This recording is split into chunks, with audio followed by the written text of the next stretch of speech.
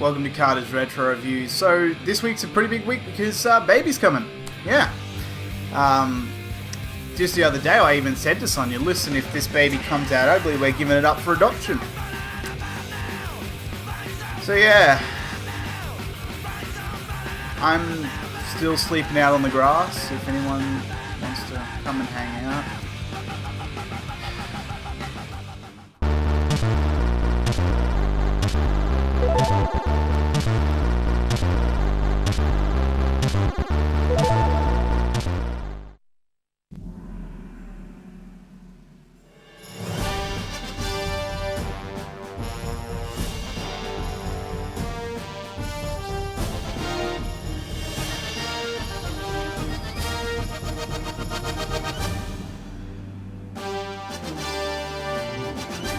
If you're not familiar with this game, perhaps you need to hear someone else's review before you hear mine, because what you're about to hear will be the contrary to what you hear often. Or rather, not completely aligned with what others say. I frequent a Sega Saturn forum, and one of the topics that was brought up was one of those gotcha moments.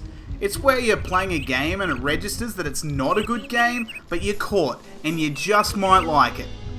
I was listening to some Opie and Anthony with Louis C.K. as the guest, and that might have taken the edge off the sting that this game would have given your average gamer. Now, I need to qualify that this is not a good game. I played a slew of shitty Saturn games, and while I can say with confidence that this wasn't a great game, it's certainly not as bad as what some people will have you believe. I've had my fair share of both good and bad Saturn titles, so I've already seen it from both sides of the fence. I can see why some people don't like this game though. You get hurt from the most retarded objects, and sometimes I got caught on stupid things like a swinging log, where it would hurt me several times and I'd have no way to defend it. I'm here to battle big fuck off dragons, right? Well, let's walk before we run here. Swinging logs and bodies of water are far more of an obstacle. Wait, are you fucking serious? So, one of the things this game has to curb how much fun you're having is how fast you can attack people by adding this gauge for how easily you get tired. You have a health bar, and just below that is your energy bar, which depletes after taking a few stabs at people. Your enemies you face get progressively better, which means you have to strategically place your stabs, and I had fun in that respect. But that was a double-edged sword. I mean, one of my favourite games for the PlayStation 2 of all time, Shadow of the Colossus, used a similar mechanism, where you have a gauge that is able to tell you how tired you're getting and how much longer you have until you're too weak to hold on. But even then, there's some pretty big differences in how it's pulled off. In that game, it adds an extra dimension of challenge. In this game, that similar mechanism just pisses you off, and it's too invasive or it's incorrectly implemented.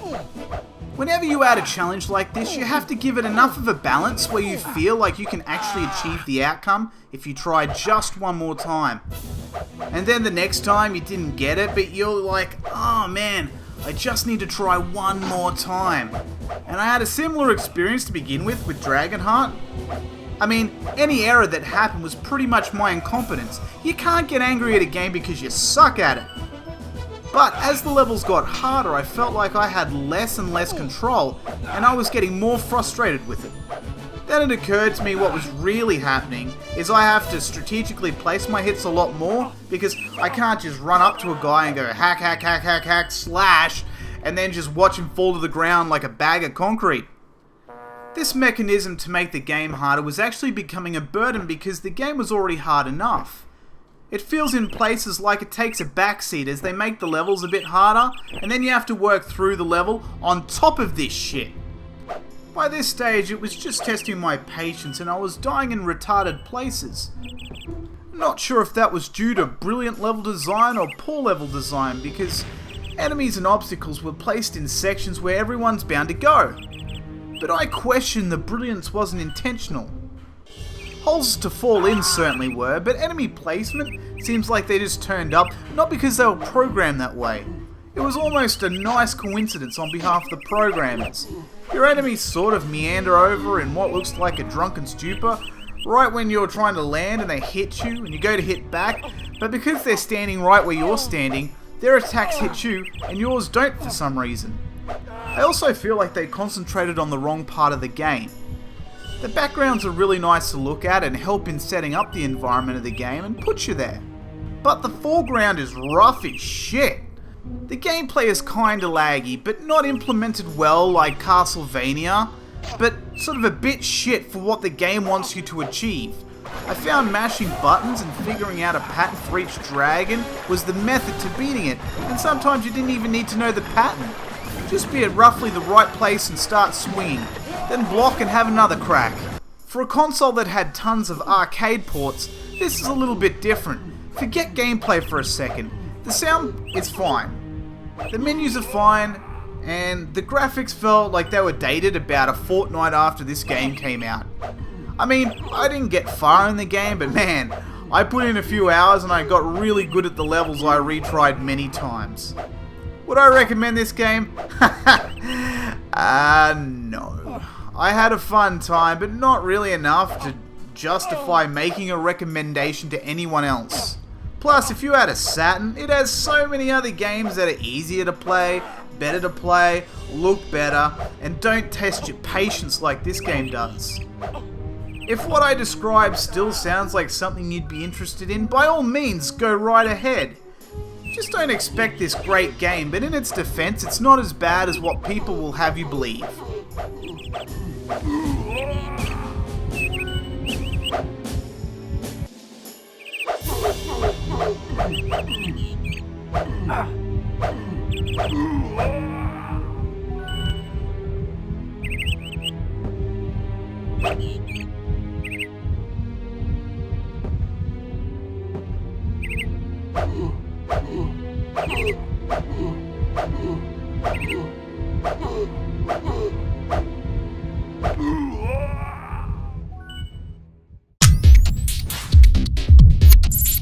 As always, thank you very much for watching.